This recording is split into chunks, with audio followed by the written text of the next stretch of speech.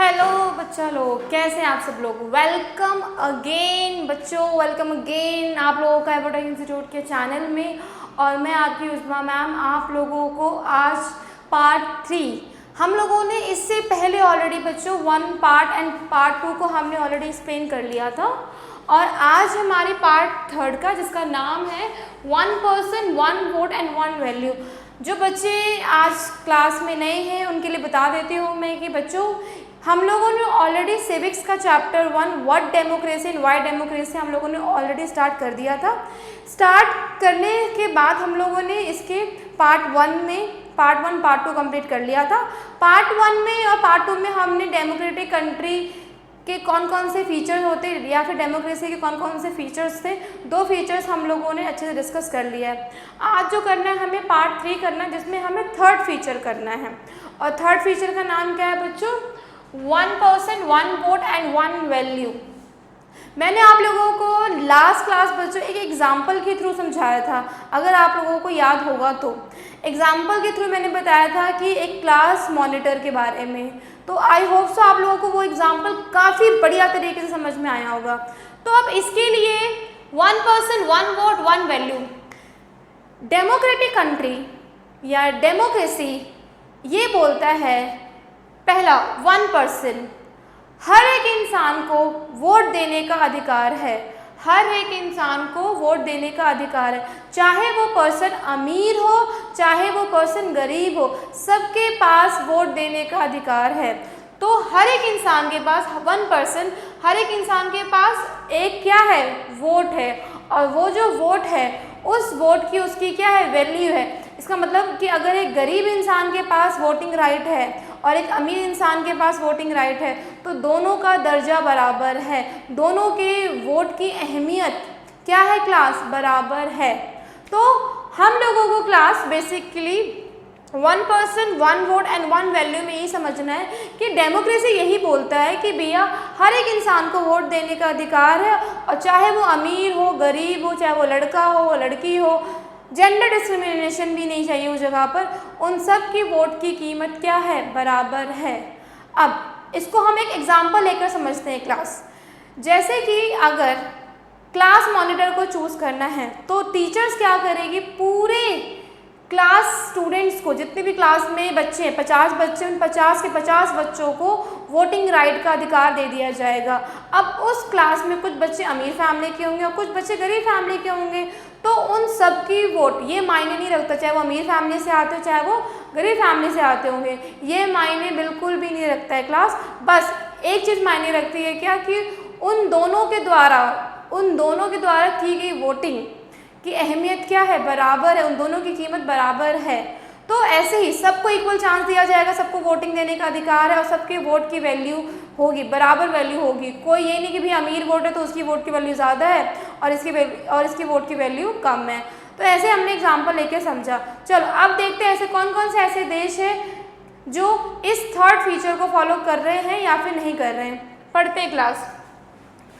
Earlier, we read about how the struggle for democracy was linked to the demand for universal adult franchise। इस word से काफ़ी बच्चे तो भैया familiar होंगे। किस वर्ड से क्लास? Universal adult franchise. इसका मतलब होता है कि हर एक एडल्ट को वोट देने का राइट है, हर एक एडल्ट को वोट देने का राइट है बच्चों। This principle has now come to be accepted almost. इस टाइप के प्रिंसिपल को दुनिया के हर देश ने क्या कर लिया क्लास? एक्सेप्टेड कर लिया है। लेकिन there are many instance of denial of equal right. लेकिन कई ऐसे देश हैं जहाँ पर इक्वल राइट नहीं दिया जाता है वोटिंग का, वहाँ पर अभी तक इक्वल राइट नहीं दिया जा रहा है बच्चों। तो चलो देखते हैं ऐसे कौन कौन से देश है जहाँ पे 1 पर्सन 1 वोट और 1 उसकी वैल्यू को कंसिडर नहीं किया जा रहा है। तो आ जाओ। सबसे पहले क्लास एग्जाम्पल है, एक बार आप लोग कॉपी में इस पॉइंट को नोट करो। सबसे पहले हमारा जो एग्जाम्पल है क्लास वो ये है, अंटिल 2015 में Saudi Arabia women did not have the right to vote. अभी मैंने आपको क्या समझाया? चाहे लड़का हो लड़की हो सबको वोट देने का राइट होगा। तो यहाँ पर तो भाई जेंडर डिस्क्रिमिनेशन हो रहा है, सिर्फ सऊदी अरेबिया में मेंस को वोट देने का राइट है और वुमेन्स को वोट देने का राइट नहीं है। तो सऊदी अरेबिया में डेमोक्रेसी नहीं चल रहा है, वो लोग डेमोक्रेसी के थर्ड फीचर को फॉलो नहीं कर रहे हैं। सेकेंड, एस्टोनिया में has made its citizenship rules in such a way that people belonging to Russian minority find it difficult to get the rights to vote। मतलब एस्टोनिया में कुछ रशियन लोग रहते हैं, वहाँ की माइनॉरिटी रशियन में, अगेन बोलती हूँ, एस्टोनिया में कुछ रशियन लोग रहते हैं, रशियन लोगों की सिटीजनशिप भी है, लेकिन एस्टोनिया में बोला गया है सिर्फ एस्टोनिया की वोटिंग में सिर्फ एस्टोनिया के लोग ही क्या करेंगे, वोट देंगे। बाहर के आउटसाइडर्स जैसे कि फ्रांस के लोग हैं वो लोग वोट यहाँ पर नहीं देंगे। तो सिटीजनशिप तो है, लेकिन जस्ट बिकॉज वो अलग देश के, उनका बर्थ अलग देश में हुआ है तो उनको वोटिंग देने का राइट नहीं है, तो गलत है। तो एस्टोनिया में भी क्या है, वहाँ पर भी ये फीचर फॉलो नहीं हो रहा है। चलो फिजी में, in Fiji the electoral system is such that the vote of an indigenous Fiji has more value that of an Indian Fijian. हाँ जी, फिजी में कुछ इंडियंस लोग जाकर अपनी स्टडीज़ के लिए वहाँ पर रुके हुए हैं या किसी भी काम के लिए, तो वहाँ पर फिजी में सिर्फ फिजी के लोग ही वोट देंगे। इंडियन फिजीज, ऐसे इंडियन जो ने फिजी की सिटीजनशिप, वहाँ की नागरिकता ले रखी है, बट उनको भी वोट नहीं देना पड़ेगा, ऐसा कुछ बोला गया है फिजी के लोगों के लिए। तो यहाँ पर भी डेमोक्रेसी नहीं है। तो democracy is based on fundamental principle. कौन सा प्रिंसिपल? कि सबको इक्वल वोटिंग राइट दिया जाएगा, लेकिन यहाँ तो है ही नहीं, यहाँ तो इक्वल वोटिंग राइट तो दिया नहीं जा रहा, सऊदी अरेबिया में भी, फिजी में भी और एस्टोनिया में भी। तो हम कह सकते हैं in a democracy each adult citizen must have one vote. जो 18 साल से ऊपर के एडल्ट्स हैं उन सबको 1 वोट का राइट है, and each vote must have 1 value, और हर एक वोट की वैल्यू होगी। ये सोचकर नहीं कि वो अमीर है तो उसकी वोट की वैल्यू ज़्यादा है और जो गरीब है उसकी वोट की वैल्यू कम है। तो इस तरीके से इन्होंने हमें थर्ड फीचर को समझाया। चलो आगे चलते हैं।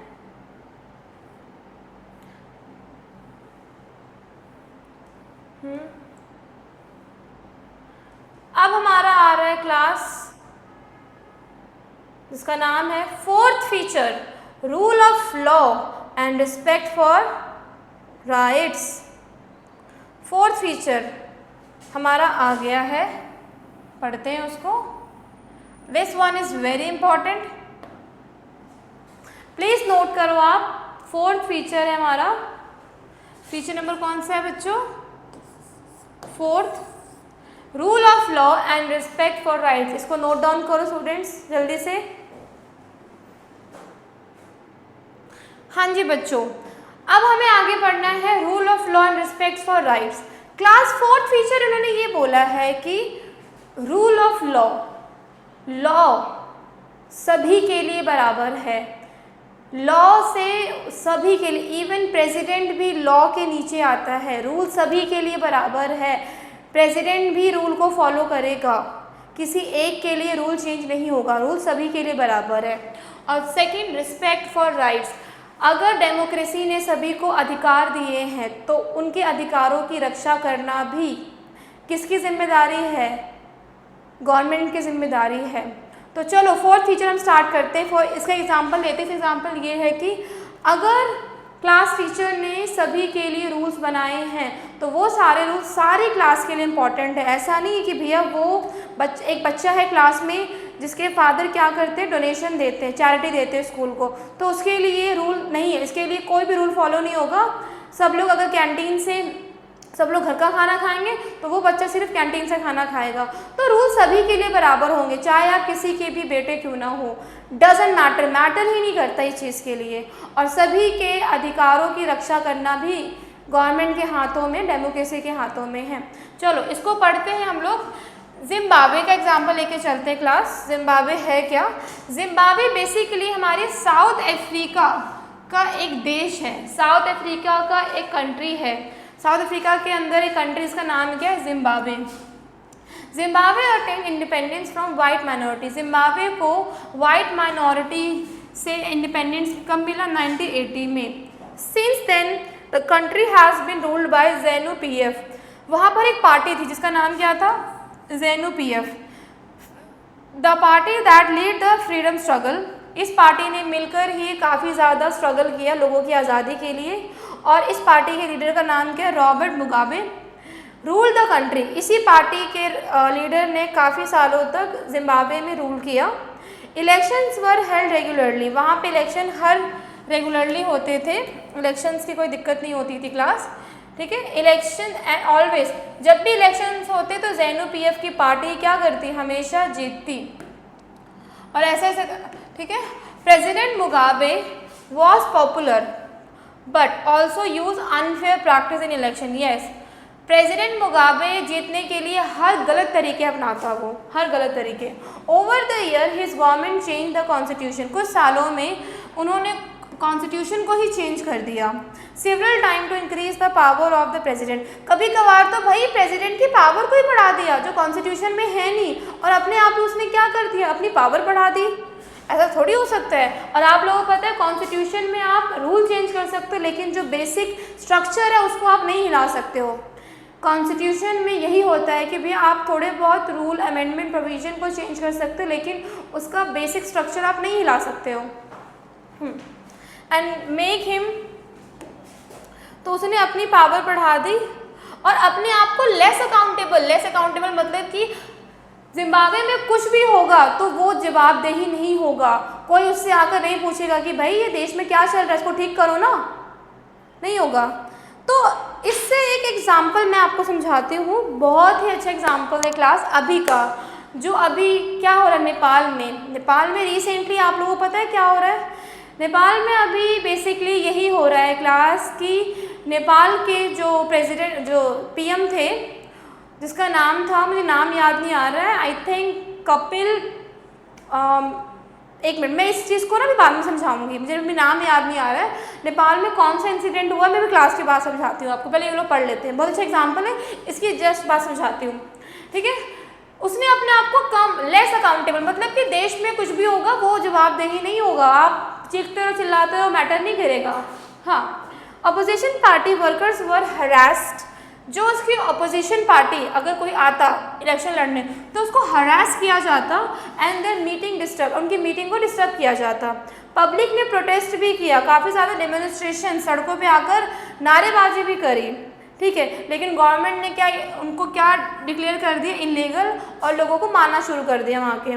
There was a law that limited the rights to criticise the president, उन्होंने लोग, जो कॉन्स्टिट्यूशन लोगों को right to vote, right to freedom, कुछ अधिकार दे रहा, वो अधिकार ही छीन लिए जा रहे हैं, ये कहाँ का इंसाफ है, डेमोक्रेसी में तो ऐसा है ही नहीं, तो वो भी उनसे ले लिया गया। चलो आगे देखते हैं। Television, radio were control by the government, television, radio सबको ZNU-PF रॉबर्ट क्या करता, उसको कंट्रोल करता, ठीक है। And gave only the ruling parties version, सिर्फ अपने बारे में ही बताता, और उनके अपोजिशन पार्टी के बारे में बेकार न्यूज़पेपर में जाकर वो उसे पब्लिश कराता। फिर आगे देखते हैं आगे क्या हुआ।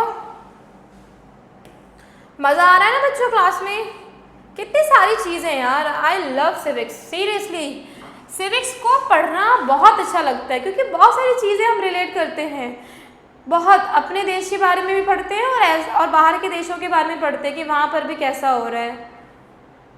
तो यार चैप्टर है तो थोड़ा सा तो आप उसको अगर इंटरेस्ट लेके पढ़ोगे ना, तब जाके चैप्टर में मज़ा आएगा कि भैया क्या चीज़ है वो।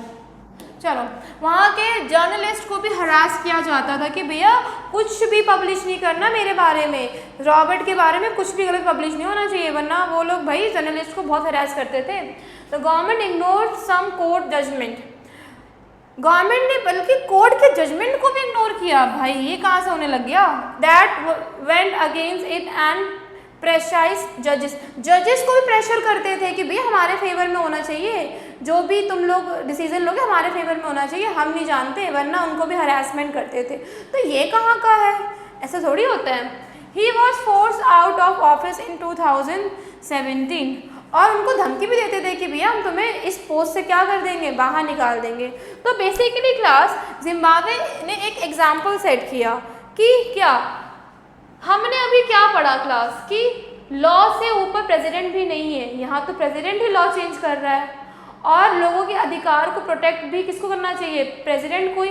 यहाँ पे तो वो भैया लोगों के अधिकार को छीन रहा है। तो यहाँ जिम्बाब्वे एक डेमोक्रेटिक कंट्री नहीं मानी जाएंगी। क्यों? क्योंकि इसने इस फीचर को फॉलो नहीं किया। बट इट इज़ इक्वली, हाँ। तो these are the example student जो हमने अच्छे से पढ़ा। एक सेकेंड, हाँ आगे देखते हैं। तो यही हमारा एग्जाम्पल था, हमने इसको फोर्थ फीचर को अच्छे से क्लियर कर लिया। एंड नाउ अगेन क्या है, हमारी डेफिनेशन है। आई थिंक 4 ही फीचर्स थे, मे बी, आई गेस, हाँ। तो एक democratic government rules with the limits set by constitutional law and citizens of right. इसका मतलब ये है क्लास की जो भी सरकार चुनी जाती है उसको कॉन्स्टिट्यूशन के लॉ के लिमिट में ही काम करना चाहिए, लिमिट से बाहर नहीं काम करना चाहिए, और लोगों के राइट्स को भी प्रोटेक्ट करना चाहिए। तो क्लास यही था टॉपिक, यही है डेमोक्रेसी का क्या, कि डेमोक्रेसी एक ऐसा फॉर्म ऑफ गवर्नमेंट है जहाँ पर लोग इलेक्ट करेंगे, लोगों के बारे में सुनना होगा, लोगों के लिए काम करना होगा, और लॉ से ऊपर कोई नहीं है। अमीर गरीब प्रेसिडेंट सब लॉ के सामने क्या है, बराबर। इसीलिए इंडिया का कानून क्या है, अंधा है। वो ये नहीं देखता है न्याय करते समय कि यहाँ अमीर है, यहाँ गरीब है, यहाँ पे उस रूलिंग पार्टी बैठी हुई है, सभी के लिए वो क्या है, बराबर है। यही था हमारा फोर्थ फीचर, और हमने इस टॉपिक को कंप्लीट कर लिया है क्लास। ठीक है, चलो समरी डेफिनेशन मैंने पढ़ा दी है। अब हम स्टार्ट करेंगे व्हाट डेमोक्रेसी। तो हमने काफ़ी अच्छे से कर लिया, मज़ा आया। अब करेंगे वाई डेमोक्रेसी, डेमोक्रेसी क्यों है, क्या रीज़न है। तो आधा चैप्टर हमारा पार्ट 3 में हो चुका है कंप्लीट। पार्ट 4 में क्यों है डेमोक्रेसी, फिर हमारी क्लास हो जाएगी इसके बाद। तो मतलब बेसिकली 2 पार्ट लगेंगे, फिर हमारा चैप्टर हो जाएगा कंप्लीट, और आप लोगों को मज़ा भी आ रहा होगा काफ़ी अच्छे तरीके से। अब मैंने आप लोगों से एक एग्जाम्पल लेना था, एक नेपाल का जो अभी रिसेंटली में चल रहा है, अभी मैं लेती हूँ, बताती हूँ आपको। हाँ जी क्लास, नेपाल में एक इंसिडेंट हो रहा है जिसके पीएम है केपी शर्मा ओली। इन्होंने भी हाल ही में 9 सितंबर, मतलब कि लाइक आज 10 है ना, कल ही इन्होंने अपने पोस्ट को रिज़ाइन किया है, पीएम के पद को उन्होंने रिज़ाइन कर दिया केपी शर्मा ओली ने। हुआ क्या नेपाल में, इसका एग्जाम्पल लेके चलते हैं हम लोग। देखो सुनो, नेपाल में ये हुआ था कि नेपाल में ना कम से कम 25 से 26 जो ऐप्स होते हैं, ठीक है, जैसे लाइक यूट्यूब हो गया, इंस्टाग्राम हो गया, ऐसे कुछ ऐप्स जिन पर काफ़ी जो लोग होते हैं उनका मतलब लाइक इंगेज होते हैं उस ऐप पर, ठीक है। तो उन ऐप्स को उसने 25-26 ऐप को उसने क्या कर दिया, अपने नेपाल में बैन कर दिया। अब जो जेनजी कैटेगरी के जो बच्चे हैं, जो आज के टाइम पे जो जेनजी स्टूडेंट्स हैं, जेनजी बच्चे हैं, उनके लिए तो भाई ये सारे ऐप्स काफ़ी इंपॉर्टेंट है, क्योंकि यही इनकी इंगेजमेंट को बढ़ाता है। अब ऐसा क्या हुआ कि भाई रिसेंटली जो लाइक ये ऐप्स बंद हुए, लोगों ने उनके पार्लियामेंट में ही आग लगा दिया। आप देख भी रहोगे कई रील्स भी वायरल हो रही है कि पार्लियामेंट के आगे जेनजी बच्चे डांस भी कर रहे हैं, रील वायरल हो रही है। तो पता है क्या है, मैं अगर सोचूं तो नेपाल में ना अचानक से ऐप बंद हुआ, लोगों ने प्रोटेस्ट किया, ये कुछ ऐसी बात नहीं कि तुरंत स्टार्ट कर दिया हुआ। मुझे ऐसा ये लगता है कि नेपाल में ना ऑलरेडी इतना करप्शन चल रहा है, ठीक है। इंडिया वालों को भी इसका एग्जांपल लेना चाहिए। नेपाल में बहुत करप्शन है, वहाँ पे बेरोज़गारी, अनएम्प्लॉयमेंट हद से ज़्यादा है। तो लोग ना ऑलरेडी गुस्से में बैठे हुए थे कि यार हमारी सरकार कुछ कर ही नहीं रही है, करप्शन ज़्यादा है, डेवलपमेंट नेपाल की हो नहीं रही है, और क्या बोलते हैं, लोगों के लिए काम धंधे नहीं है। तो लोग इन्हीं चीज़ों में बिजी थे, रील्स बनाकर, शॉर्ट्स बनाकर यूट्यूब पे, फेसबुक पे। अब इन्हीं को बंद कर दिया, तो अब इन लोगों के पास भैया क्या करें। तो इन पहले की बातें भी थी और बीच में ये सीन हो गया। इन सारी बातों को मद्देनज़र रखते हुए जनता, नेपाल की जनता ने भाई वहाँ पर अपना प्रोटेस्ट शुरू कर दिया। इसीलिए इस प्रोटेस्ट को बोलते हैं जेनजी प्रोटेस्ट कह सकते हो, या फिर जेनजी रिवॉल्ट भी कह सकते हो। तो यहाँ के सरकार ने क्या किया, अगर देखा जाए, हम जो चैप्टर पढ़ रहे डेमोक्रेसी वाला, यहाँ के सरकार ने जनता के बारे में, पब्लिक के बारे में सोचा ही नहीं। तो पब्लिक तो भड़केगी ना, क्योंकि उसके पास राइट है, राइट टू स्ट्राइक का। अगर कुछ गलत होता है तो वो सारे लोग स्ट्राइक कर सकते हैं, हड़ताल कर सकते हैं। तो यही, अगर आप गलत काम करोगे तो भैया पब्लिक आपको सपोर्ट नहीं करेगी। तो ये हमारा रियल एग्जांपल है जो अभी बेसिकली हुआ था। तो क्लास यही थी हमारी आई होप सो आप लोगों को समझ में आया होगा। तो और मैंने आप लोगों को पिछली क्लास दो क्वेश्चन मैंने छोड़कर गई थी उसका आंसर बताने के लिए। पहले का आंसर ये था बच्चों कि अगर आर्मी जो है इंडिया को रूल करने लग जाएगी तो एक कंट्री, इंडिया एक डेमोक्रेसी कंट्री नहीं मानी जाएगी, फिर वो डिक्टेटरशिप मानी जाएगी। ठीक है, तो नहीं, जिस देश में अगर आर्मी रूल करने लग जाएगी वहाँ पे डेमोक्रेसी नहीं होगा। तो यही था आंसर। तो बच्चों ने अच्छा जवाब दिया, बेस्ट ऑफ, अच्छा आंसर दिया आप लोगों ने बच्चों। चलो अब मिलते हैं पार्ट 4 में। पार्ट 4 और पार्ट 5 में चैप्टर फिनिश हो जाएगा। ऐसे ही बने रहना बच्चों, और मैं आपकी उस्मा मैम ऐसे ही आप लोगों को एग्जाम्पल सेट करते रहेंगे और आपको समझ में आता रहेगा। मिलते हैं नेक्स्ट वीडियो में। थैंक यू सो मच बच्चों, पढ़ते रहना। ठीक है, बाय।